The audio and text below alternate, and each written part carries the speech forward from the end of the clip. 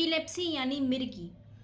इस समस्या से यदि आप परेशान हैं, बच्चे हों या बड़े, अचानक से ऐसी कोई बीमारी सामने आ जाए तो क्या किया जाए?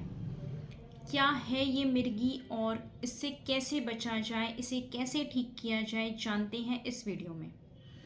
कई बार देखा होगा बच्चे अचानक खेलते खेलते गिर गए, बेहोश हो गए, कभी चक्कर आके गिर गए, मुंह से झाग निकलने लगा, आंखें पलट गईं, शरीर कपकपा रहा है, झटके दे रहा है, इसे कहते हैं मिर्गी। अब बच्चे खेलते खेलते भी गिर सकते हैं, कई बार नींद में भी झटके आते हैं, कई बार बैठे हैं टीवी देख रहे हैं, कुछ ऐसा सीन आया शॉकिंग या फिर कुछ ज़्यादा खुशी वाला, उसमें एकदम से झटके आने लगते हैं। बड़ों में भी देखा जाता है, कई बार बाथरूम में झटके आकर गिर जाते हैं, कई बार गाड़ी चलाते वक्त यदि ये समस्या हो जाए तो बहुत ही गंभीर हो सकती है, ये फिर उस वक्त जानलेवा भी हो सकती है। तो ये एक बहुत ही गंभीर समस्या है, क्योंकि ये झटके कब आएंगे कब नहीं इसका अंदाज़ा नहीं लग पाता। कई बार 15 दिन में आते हैं, कई बार 3-3 महीने तक भी नहीं आते हैं और फिर अचानक आते हैं। तो ये इस तरह से एक गंभीर समस्या है। जब कभी हम देखते हैं कि इस तरह की गंभीर समस्या, अचानक से कोई बेहोश हो गया, मिर्गी आई या झटके आ रहे हैं, समझ तो आजकल सभी जाते हैं कि मतलब ये कोई दौरा पड़ा है। डॉक्टर के पास जाते हैं, बहुत सी जांचें होती हैं, एमआरआई होगा, ईईजी होगा, डॉक्टर एलोपैथिक दवाएं स्टार्ट कर देते हैं और लंबी चलती हैं। दवाओं का डोज बढ़ता जाता है, कई बार 2-2 महीने 3-3 महीने तक झटके नहीं आते, कोई दौरा नहीं आता, तो हर कोई समझने लगता है कि शायद अब ये बीमारी ठीक हो रही है। फिर अचानक से 3 महीने बाद फिर एक झटका आया, फिर एक दौरा पड़ा, कई बार 6 महीने बाद आया। दवाएं बंद करने की सोच ही रहे थे और झटका आ गया। अब परेशान है सभी कि क्या किया जाए, क्या ये दवाएं कभी बंद हो सकती हैं या जीवन भर चलेंगी, लाइफ टाइम चलेगी? कहीं ये दवाएं दिमाग पे, ब्रेन पे कोई असर तो नहीं करती, या इसका कोई और इलाज है? तो जी हाँ, होम्योपैथी द्वारा इस एपिलेप्सी का, कन्वर्जन्स का बहुत ही अच्छा इलाज है, जो कि परमानेंट क्योर के साथ है, जिस दवा को आपको ज़िंदगी भर लेने की ज़रूरत बिल्कुल भी नहीं है, और साथ ही साथ आपकी एलोपैथिक दवाएं भी बंद होंगी। तो इस वीडियो को आप अंत तक ज़रूर देखें, समझें कि क्या है ये एपिलेप्सी, कैसे दवाएं इसमें काम करती हैं और किस तरह से ये इस बीमारी को पूर्ण रूप से ठीक कर सकती हैं। नमस्कार, मैं डॉक्टर गरिमा गौरव अग्रवाल आप सभी का अपने YouTube चैनल पर स्वागत करती हूँ। इस वीडियो में हम आपको अपना एक केस भी दिखाएंगे जो कि पूर्ण रूप से ठीक हो गया, उसकी सारी एलोपैथिक दवाएं बंद हो गई हैं और एपिलेप्सी का केस है जो पूरी तरह से ठीक हो गया है। तो हम उस केस के बारे में भी चर्चा करेंगे। सबसे पहले अब हम ये समझते हैं कि आखिर ये मिर्गी है क्या।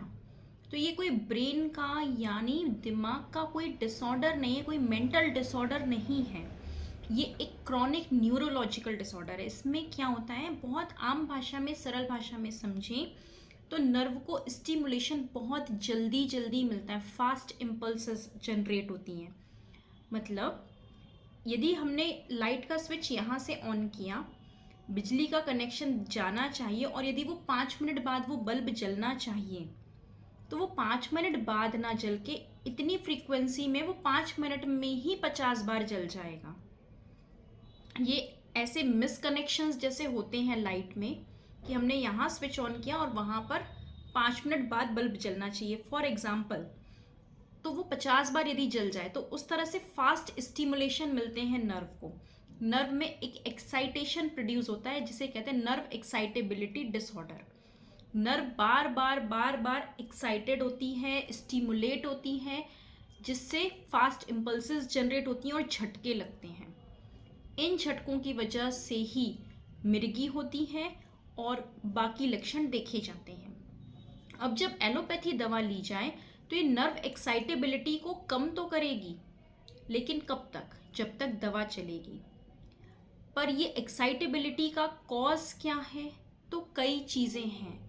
जैसे इमोशनल लेवल पर बात करें तो कोई गुड न्यूज़ मिले, अचानक से बहुत ही अच्छी खुशखबरी, बहुत ही सैड न्यूज़, एक बहुत बड़ा शॉक, या फिर किसी चीज़ से डर जाना, बुखार आ जाना, किसी चीज़ पे बहुत तेज गुस्सा आना, खींच हो जाना, एकदम चिड़चिड़ापन आना, तो ये सारे इमोशनल फैक्टर्स ऐसे होते हैं जो नर्व की एक्साइटेबिलिटी को और ज़्यादा इंक्रीज करते हैं।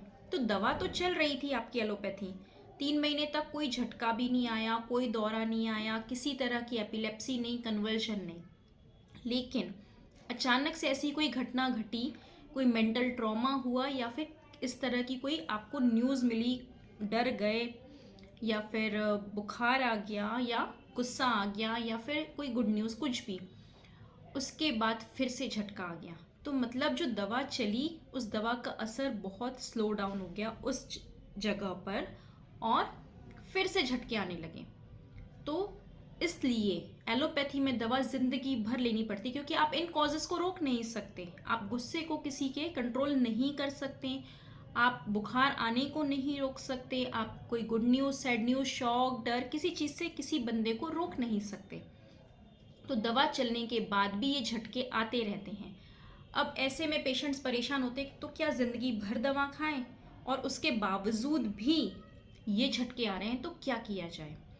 इस जगह पर होम्योपैथी बहुत अच्छा काम करती है और बहुत ही अच्छे रिजल्ट्स देती है।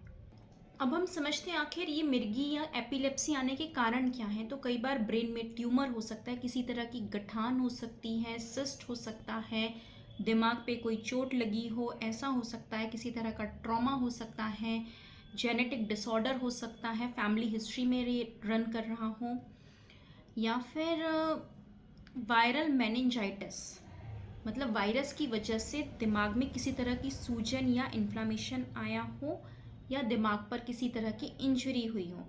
ये सारे कारण हैं। इसके अलावा ऑटिज़म है, एक ऐसा मानसिक रोग है जिसमें भी एपिलेप्सी कॉमनली देखी जाती है, और ऐसे कई मेंटल डिसऑर्डर्स हैं जिसके साथ एपिलेप्सी देखी जाती है। कई बार एपिलेप्सी का कोई कारण भी नहीं मिलता, मतलब आप एमआरआई करवाएंगे, एमआरआई कंप्लीटली नॉर्मल है, कोई ट्यूमर नहीं, कोई चोट नहीं, कोई गठान नहीं, कोई खून का थक्का नहीं, कहीं कोई कंप्रेशन नहीं, फिर भी मिर्गी हो रही है। तो ऐसी डिसीजेस, ऐसे सिम्टम्स बिना कोई और सेकेंडरी डिसीज़ के भी देखे जाते हैं। तो ये इसके कॉजेज़ हैं। अच्छा, अब इसके लक्षण क्या हैं। तो सबसे पहले तो झटके आएंगे, बॉडी शेक करेगी, जर्किंग मूवमेंट्स होंगे, कई बार हाथ या पैर एकदम ऐंठ जाएंगे, अकड़ जाएंगे, और उसके बाद शेकिंग होगी। कॉन्शियसनेस भी लॉस हो सकती है, मतलब बेहोश हो जाएगा, उसे होश नहीं रहेगा। लिप मूवमेंट्स देखने मिलते हैं कई बार चक्कर खा के गिर जाएगा, एकदम धड़ाम से गिर जाएगा, मतलब खड़े खड़े जो गिरना होता है एकदम सडन, वैसा भी देखा जाता है। डिजीनेस होती है, उठेगा तो सिर भारी लगेगा, बहुत ज़्यादा सिर दर्द भी बनता है इस केस में, और टेस्ट चला जाता है कुछ लोगों में स्मेल नहीं आती है, कुछ लोगों में देजावू देखने मिलता है। देजावू क्या होता है कि पहले से हम जैसे किसी जगह पर गए हैं आज, तो हमें एहसास होगा कि हम इस जगह पर पहले आ चुके हैं, या हमने ये चीज़ देखी है। फॉर एग्जाम्पल, आज मैं किसी मॉन्यूमेंट में चली जाऊँ, मैंने उसे कभी नहीं देखा, ना टीवी में ना कहीं, लेकिन फील होगा कि नहीं नहीं, यहाँ तो मैं पहले भी आ चुका हूँ, पहले भी ये ऐसा हो चुका है। जो ये वाली फीलिंग आती है, this is called as deja vu. वो फीलिंग्स होने लगती हैं। और कुछ लोगों में नींद में कन्वर्जन आते हैं, नींद में सीजर्स आते हैं, सोते सोते एकदम से बॉडी ऐंठ जाएगी, आंखें टर्न हो जाती हैं, और नींद में एकदम से पता चलता है कोई जो बाजू में सोया हो उसे कि इसे कन्वर्जन आ रहा है, क्योंकि जिसे आते हैं उसे तो पता ही नहीं चलता है नींद में। तो नींद में भी कन्वर्जन्स देखे जाते हैं, और एब्सेंट सीजर्स होते हैं वो। तो इस तरह के लक्षण देखे जाते हैं। अब जो पेशेंट को कन्वर्जन्स आ रहे हैं उसके साथ क्या और कैसा बर्ताव करें। सबसे पहले तो उसे स्ट्रेस ना दें, स्ट्रेस कम करें, उसकी नींद पूरी करवाएं, उसे सोने के लिए बिल्कुल फोर्स करें कि प्रॉपर अपनी नींद ले, घर का एटमॉस्फेयर खुशीनुमा भरा रखें, किसी तरह का कोई स्ट्रेस ना हो, कोई परेशानियां ना हो, कोई टेंशन ना दी जाए। इसके अलावा मोबाइल वो कम चलाएं, कम देखें मोबाइल स्क्रीन, और न्यूट्रिशन उसका स्पेशली ध्यान रखें। खाना जितना अच्छा प्रॉपर न्यूट्रिशियस डाइट होगी उतना ही इंसान हेल्दी रहेगा।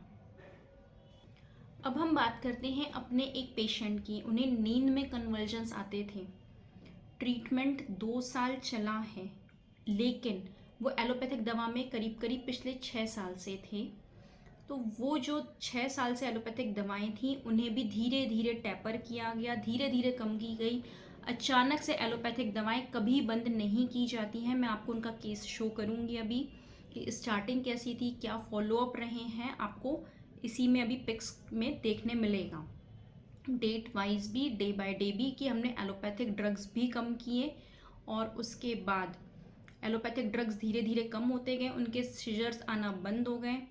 आँख फड़फड़ाती थी पहले और उसके बाद एकदम से सीजर्स आते थे और नींद में आते थे अक्सर। तो ये सारे सिम्टम्स चले गए। अब उनका ईईजी भी नॉर्मल आया है और एमआरआई पहले ही नॉर्मल था, मतलब कोई एक्स्ट्रा सेकेंडरी बीमारी नहीं थी। तो इस तरह से पेशेंट धीरे धीरे इम्प्रूव करते चले गए और आज उनकी सारी एलोपैथिक दवाएं और साथ ही साथ होम्योपैथिक दवाएं भी सारी बंद हैं और पिछले 6 महीने 1 साल से जो है उन्हें कोई किसी तरह का सीजर नहीं आया है और कम्प्लीटली फाइन है। ईईजी भी उनकी नॉर्मल हो चुकी है।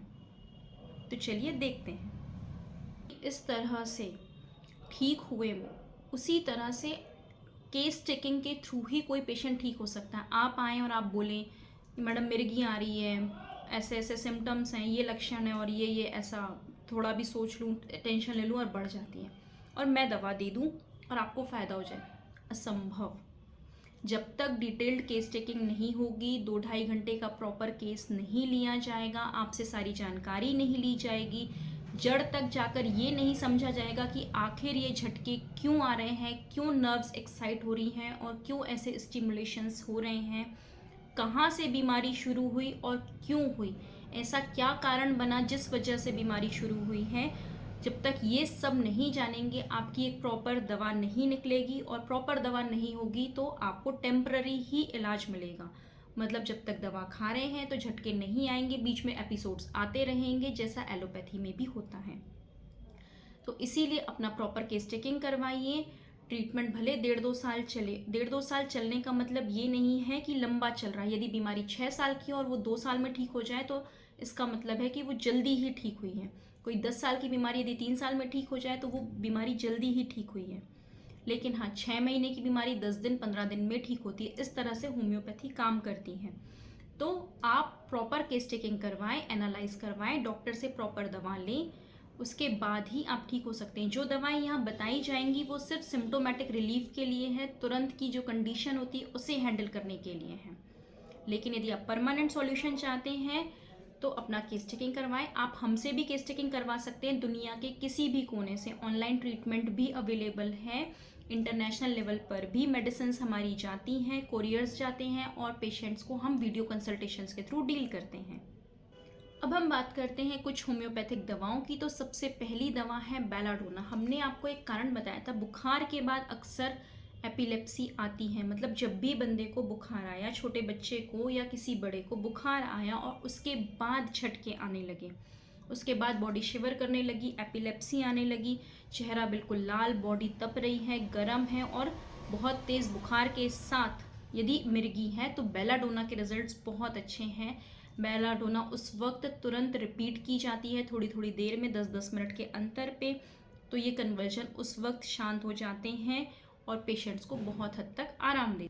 अगली जो दवा है उसका नाम है स्ट्रेमोनियम। ये अक्सर पैनिक कंडीशंस के बाद होती है। मतलब कोई एकदम से किसी चीज़ से इंसान डर गया, बहुत शॉक लग गया, फियर हो गया, रात में सोते वक्त कोई सपना ऐसा देख लिया जिसके बाद ऐंठन होने लगी बॉडी में, बहुत झटके आने लगे, बहुत ज़्यादा तेज़ चीखने चिल्लाने लगा, एपिलेप्सी में एकदम से डर के कारण। तो फियर, पैनिक अटैक्स, इनके बाद की एपिलेप्सी, खासकर रात में चीखते चिल्लाते हुए डर के बाद, तो उस कंडीशन के लिए स्ट्रेमोनियम के रिजल्ट्स बहुत अच्छे हैं। 10-10 मिनट के अंतर पर आप ये दवा देंगे तो उस वक्त की सिचुएशंस हैंडल हो जाती हैं, काफ़ी हद तक आराम देती है ये दवा। नींद में ही यदि कन्वर्जन आ रहे हैं, मिर्गी आ रही है, तो ब्यूफोराना के रिजल्ट्स भी बहुत अच्छे हैं। और यदि उंगलियों से, पैर के उंगली हो चाहे हाथ की उंगली, मतलब फिंगर और टोज से यदि ऑरा शुरू हो रहा है, मतलब एकदम से ये कपकपाने लगे और धीरे धीरे बढ़ने लगे, सीजर्स पूरी बॉडी में स्प्रेड हो जाए, या घुटनों से हो, तो क्यूप्रम मेड जैसी दवा उसमें काम करती है। अब जब मिर्गी आ रही है उस वक्त एकदम से जबड़ा बिल्कुल लॉक हो जाए, लॉक्ड जॉ की कंडीशन हो, बहुत तेज शिजर्स हो, मतलब उसमें वॉयलेंट रहेंगे, इतना ज़्यादा बॉडी अकड़ेगी तो मतलब आप उसकी उंगली मूव भी नहीं कर पाएंगे, बहुत तेज़ अकड़न के साथ। और ख़ासकर ये आपका जो जॉ है, जबड़ा है, वो लॉक हो जाए, उस कंडीशन में सिक्यूटा विरोसा के रिजल्ट्स बहुत अच्छे हैं।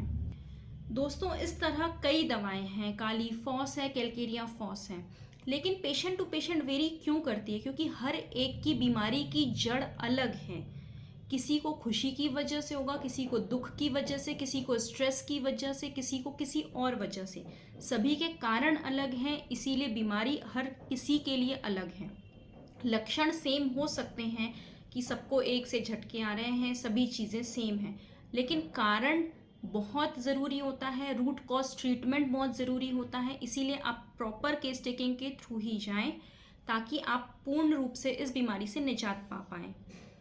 तो आप कंसल्टेशंस के लिए, ऑनलाइन कंसल्टेशंस यदि चाह रहे हैं तो उसके लिए आप हमें कांटेक्ट कर सकते हैं। हमारा नंबर, व्हाट्सएप नंबर और कांटेक्ट नंबर दोनों ही इस वीडियो के डिस्क्रिप्शन लिंक में दिया गया है। किसी तरह की कोई क्वेरी है, कोई सवाल है तो आप हमें डायरेक्ट कमेंट बॉक्स पे कमेंट कर सकते हैं, व्हाट्सएप पे क्वेरीज भेज सकते हैं और अपने केस टेकिंग के लिए डायरेक्ट कंसल्ट कर सकते हैं। तो ये वीडियो यहीं कंप्लीट होता है। जल्दी मिलते हैं अपने नए टॉपिक के साथ।